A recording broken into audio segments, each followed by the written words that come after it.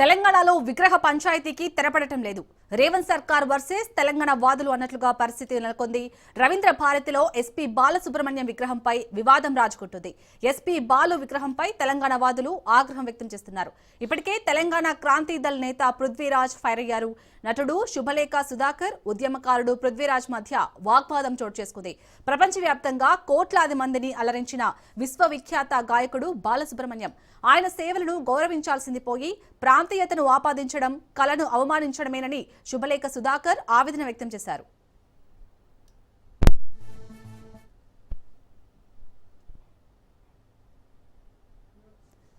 Legendary singer విగ్రహావిష్కరణపై రచ్చకు ప్రధాన కారణం ఆయన ఎస్పీ బాలు సమైక్యవాదిగా నాడు స్వరం వినిపించడమే. జై జై హే తెలంగాణ గీతం పాడమంటే బాలసుబ్రహ్మణ్యం నిరాకరించారని తెలంగాణ ఉద్యమకారులు చెప్పుకొచ్చారు. అందుకే ఆయన విగ్రహం రవీంద్ర భారతి వంటి తెలంగాణ సాంస్కృతిక వేదిక వద్ద పెట్టడాన్ని వ్యతిరేకిస్తున్నారు.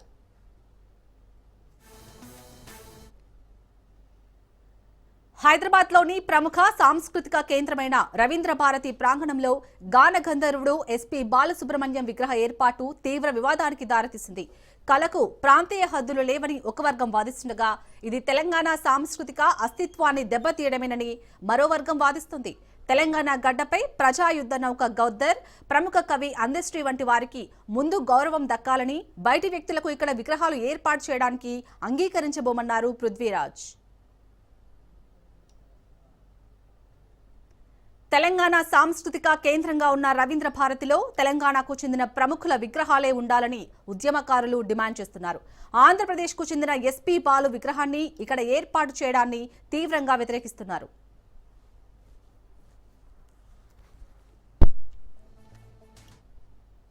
ఎస్పీ బాలు విగ్రహాన్ని తెలంగాణలో పెట్టాల్సిన అవసరం లేదని ఉద్యమకారుల వాదన.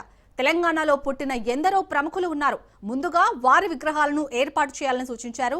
జానపద సినిమాలతో ప్రసిద్ధి చెందిన పైడి జయరాజ్, కత్తి కాంతారావు, ముచ్చర్ల సత్యనారాయణ, వరంగల్ శంకర్, సారంగపాణి లాంటి తెలంగాణ ప్రముఖుల విగ్రహాలు పెడితే మంచిదని చెప్పారు.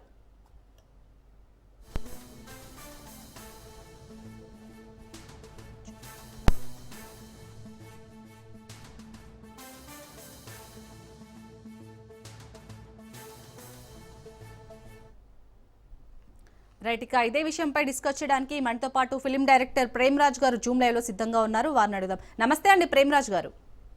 నమస్కారం అండి సార్, మనం చూస్తున్నాం లెజెండరీ బాలసుబ్రహ్మణ్యం గారి విగ్రహ ఆవిష్కరణ ఈ రోజు అయితే రవీంద్ర భారతిలో జరగబోతుంది. సో దీన్నైతే మన తెలంగాణ వాదులు వ్యతిరేకిస్తున్నారు. మీరు ఎలా చూడాలి దీన్ని?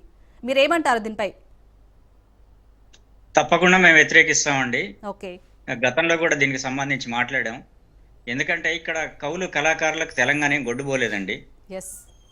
ఇక్కడ కళాకారులు చాలా మంది ఈ గడ్డ కోసం ప్రాణత్యాగాలు చేసిన వాళ్ళు ఉన్నారు. ఈ గడ్డ కోసం, ప్రజల కోసం నిస్వార్థంగా పనిచేసిన వాళ్ళు ఉన్నారు. అట్లాంటిది ఇది ఆంధ్ర ప్రాంతంతోనే, ఆంధ్ర ప్రజలతోనే గొడవ కాదండి. మాకు బాలసుబ్రహ్మణ్యం వ్యక్తితో గొడవ మాకు అంతే. ఎందుకంటే మేము తెలంగాణ ఉద్యమం ఉధృతంగా సాగుతున్నప్పుడు మా అస్తిత్వాన్ని, మా పాట పాడమంటే మా అస్తిత్వాన్ని నిరాకరించిన వ్యక్తి, మా ప్రత్యేక రాష్ట్ర ఆకాంక్షను చులకన చేసిన వ్యక్తి. అట్లాంటి విగ్రహాన్ని తెచ్చి ఇవాళ మా సాంస్కృతిక కేంద్రమైన హైదరాబాద్ నడిబొడ్డున రవీంద్ర భారతిలో పెట్టడానికి మేము ఎట్టి పరిస్థితులను మేము ఒప్పుకోవండి. ఎందుకంటే ఇక్కడ మా తెలంగాణ వచ్చిన తర్వాత గత 10 ఏళ్లలో కూడా ఇక్కడ కళాకారుల్ని, కవుల్ని కూడా సరైన రీతిలో గౌరవించుకోవడం జరగలేదు గత ప్రభుత్వంలో. మళ్ళీ ఇప్పుడు కూడా వచ్చిన కొత్త కాంగ్రెస్ ప్రభుత్వం కూడా అదే దారులు నడుస్తూ ఉంది. ఇక్కడ మేము గౌరవించుకోవాల్సిన కళాకారులు ఎంతో మంది ఉండగా ఎక్కడి నుంచో బయట వ్యక్తి విగ్రహాన్ని తెచ్చేసి మేము ఇక్కడ పెట్టుకోవాల్సిన కర్మ కానీ, అగత్యం కానీ మాకు పట్టలేదు. మేము దీని మీద మొదటి నుంచి నిరసనలు వ్యక్తం చేస్తున్నాం. ఆ శుభలేఖ సుధాకర్ అనే వ్యక్తి గవర్నమెంట్లో వాళ్ళ కాళ్ళు వీళ్ళ కాళ్ళు పట్టుకుని ఏదో పర్మిషన్ తెచ్చుకున్నట్టున్నాడు. ఆ ఇచ్చిన వాళ్ళకి కనీసం ఇంగితం లేదు, ఈయన తెచ్చుకున్న వ్యక్తికి ఇంగితం లేదు. ఇంతమంది ఉద్యమకారులు, ఈ ప్రాంతం వాళ్ళు ఆయన బాలు గారి విగ్రహం ఇక్కడ పెట్టొద్దు బాబు, మా ఇంటి ముందట, మా గుమ్మంలో, మా నెత్తిన ఈ బాలు విగ్రహం పెట్టొద్దు అంటా ఉంటే కూడా బలవంతంగా మేము పెట్టి తీరుతామని అనుకోవటం ఏందో మాకు అర్థం కావట్లేదండి. దీన్ని మేము తీవ్రంగా వ్యతిరేకిస్తున్నాం. ఒకవేళ ప్రభుత్వం కనుక మొండి పట్టుదలకు పోయి ఆ విగ్రహాన్ని అక్కడ ప్రతిష్ఠించినా కానీ ఫ్యూచర్లో మాత్రం ఆ విగ్రహానికి తప్పకుండా ఇబ్బందులు ఎదురైతే మా తెలంగాణ వాదుల నుంచి, అది మాత్రం ప్రభుత్వం గుర్తుపెట్టుకోవాలండి. ప్రేమరాజ్ గారు, మీరు అన్నట్టు ఇప్పుడు మన రాష్ట్ర గీతం జయ జయ హే తెలంగాణ పాడలేదు, అందుకే వద్దు అనేది అదొక రీజన్. సో మరి ఆ రాష్ట్ర గీతం జయ జయ హే రాసిన అందశ్రీ గారి మొన్న అంత్యక్రియలు అయితే దగ్గరుండి చేశారు రేవంత్ గారు. సో మరి ఇప్పుడు బాలసుబ్రహ్మణ్యం విగ్రహం పెట్టడాన్ని ఎలా చూడండి, డబుల్ స్టాండ్ అనుకోవచ్చా? ఇప్పుడు అందశ్రీ ఇప్పుడు రేవంత్ రెడ్డి గారి విషయానికి వస్తే కేసీఆర్ గారి చెయ్యని ప్రతి పని నేను చేద్దామని చెప్పేసి అనుకుంటున్నట్టుగా ఉంది. ఎందుకంటే గద్దర్ గారిని కేసీఆర్ గారు అక్కడ బయట కూర్చోబెట్టారు, లోపల అపాయింట్మెంట్ ఇవ్వలేదు కాబట్టి ఆయన పేరు మీద ఒక గద్దర్ అవార్డ్స్. అందశ్రీ జయ జయ జయ జయ హే తెలంగాణ గీతాన్ని ఆయన రాష్ట్ర గీతంగా ప్రకటించలేదు కాబట్టి నేను ప్రకటిస్తాను. ఇట్లా ఆయన ఆయన చేసిన కొన్ని తప్పుల్ని నేను ప్లస్ పాయింట్ గా మలుచుకుందామనే ఉద్దేశంతో డ్రైవ్ చేశాడని చెప్పేసి అనుకుంటున్నాం. కానీ నిజంగా అతను తెలంగాణ వాదం కనుక లేదా తెలంగాణ అస్తిత్వ స్పృహ కానీ అతనికి ఉంటే మాత్రం ఇలాంటి నిర్ణయాలు ఎట్లా తీసుకుంటాడండి? అందశ్రీ పాడెమోసిన చేతులతోనే బాలసుబ్రహ్మణ్యం విగ్రహాన్ని రవీంద్ర భారతిలో ఎట్లా ఆవిష్కరిస్తాడండి ముఖ్యమంత్రి గారు? నిజంగా ఆయనకు తెలంగాణ స్పృహ ఉంటే ఇక్కడి కళాకారులు ఇక్కడి కవులు లేరండి? మా మా అందశ్రీ పోనీ అందశ్రీ విగ్రహం పెట్టండి, అక్కడ దాశరథి గారి విగ్రహం పెట్టండి, మా గూడాంజన్న విగ్రహం పెట్టండి. ఎందుకు పక్క తెలంగాణను గుర్తించడానికే అతనికి మనసు ఒప్పని వ్యక్తిని ఆయన ఏమన్నా పోనీ బాలసుబ్రహ్మణ్యం గారు ఏమన్నా ప్రజా జీవితంలో ఉన్నాడా? ఆయన ఒక వృత్తి కళాకారుడు అండి. ఆయన పాటలు పాడాడు, సంపాదించుకున్నాడు, తన వారసులకు ఇచ్చి వెళ్ళిపోయాడు. ఇప్పుడు పోనీ ఏమన్నా ఆయన ప్రజలతో ఆయన సంబంధాలు పెట్టుకున్నాడా? కాబట్టి అక్కడ ఆ విగ్రహాన్ని చూసి మేము ఏం నేర్చుకోవాలి తెలంగాణ ప్రజలు? ఆ విగ్రహం ఒక ఆదర్శవంతంగా ఉండాలి, ఏ విగ్రహం అయినా సరే. ఇప్పుడు ఆయన అక్కడ విగ్రహం పెడితే మా ఎంతో మంది మా యోధులు ఇక్కడ ఉండంగా వాళ్ళందరి కాదని రవీంద్ర భారతిలో ఆయన విగ్రహం పెట్టడంలో రేవంత్ రెడ్డి గారి ఉద్దేశం ఏంటండి? అంటే ఇక్కడ తెలంగాణ అస్తిత్వాన్ని చులకన చేయటమే కదా. ఇప్పుడు ఈ విగ్రహం పెట్టడం అనేది ఈ ఓట్ల రాజకీయంలోకి ఈ తెలంగాణ ప్రజల్ని ఎందుకంటే లాగటం, ఇక్కడ కళాకారులు ఎందుకంటే అవమానించడం? ఆయన ఓట్లుగా ఆంధ్ర ప్రాంత ప్రజల ఓట్లు కావాలంటే ఆయన వేరే రకంగా ప్రయత్నం చేసుకోవచ్చు. ఇక్కడ శాశ్వతంగా ఉండిపోయే విగ్రహాలను ఎందుకు ప్రతిష్ఠించడం ప్రభుత్వం? అలాగే సార్, కళకు ప్రాంతీయ హద్దులు లేవనైతే ఒక వర్గం వాదిస్తుంది. మరి ఈ వాదనని ఎలా చూడాలి, మీరు ఎలా చూస్తారు దీన్ని? ఓకే అండి, డెఫినెట్లీ ఒప్పుకుంటాం. మరి అదే ఇక్కడ మా కవులు కళాకారుల విగ్రహాలు తీసుకెళ్లి అమరావతిలో పెట్టండి, వైజాగ్లో పెట్టండి, తిరుపతిలో పెట్టండి, రాజమండ్రిలో పెట్టండి. మీకు ప్రాంతీయ భేదాలు లేవు కదండి. మరి ఇక్కడ విగ్రహాలు అక్కడ ఎందుకు ఉండవండి? ఒక విగ్రహం అయినా సరే. అంటే ఈ వాదన కళకు ప్రాంతీయ భేదాలు లేవనేది వన్ సైడే ఉంటుందండి. మీరు కూడా గౌరవించాలి కదా. మీరు గౌరవించినప్పుడు ఇతరుల వాళ్ళు గౌరవిస్తారు, వయసు వరుస ఉంటది కదా. మీరు మాత్రమేమో మా కవుల్ని కళాకారుల్ని చులకన చేస్తారు. అసలు ఇక్కడ భాషే కాదంటారు, ఇక్కడ అసలు కవులు కళాకారులు లేరని అంటారు. మేము మాత్రం మిమ్మల్ని తెచ్చి నెత్తిన పెట్టుకోవాలా? మమ్మల్ని చులకన చేసిన వ్యక్తులను తీసుకొచ్చి మా నట్టింట్లో మేము ప్రతిష్ఠించుకోవాలా? ముందు ఆ పని మీరు చేసి చూసిన తర్వాత, మీరు చూపించిన తర్వాత ఇక్కడ కళాకారుల మీద కళకు భాష ప్రాంతీయ భేదాలు లేవని చెప్పేసి మీరు ఇక్కడ విగ్రహాలను తీసుకెళ్ళి అక్కడ పెట్టుకొని సముచితంగా వారిని గౌరవించి ఆ తర్వాత ఆ మాట మాట్లాడండి. ఇప్పుడు కాదు మాట్లాడాల్సింది.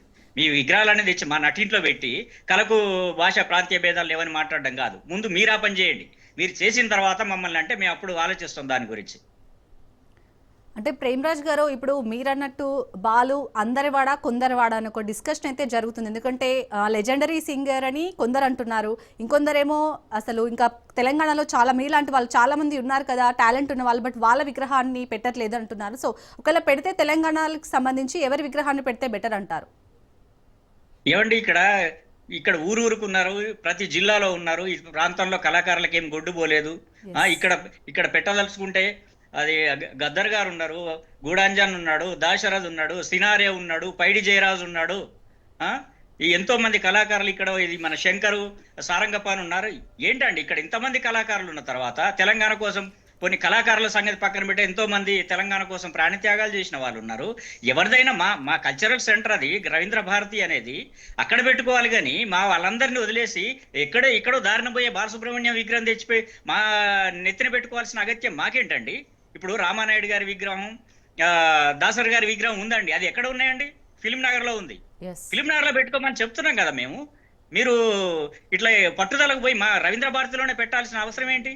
ఇప్పుడు ఫిలిం నగర్ లో రామానాయుడు గారి విగ్రహాన్ని, దాసర్ గారి విగ్రహాన్ని పెడతా ఉంటే మేము అబ్జెక్షన్ చేశామా?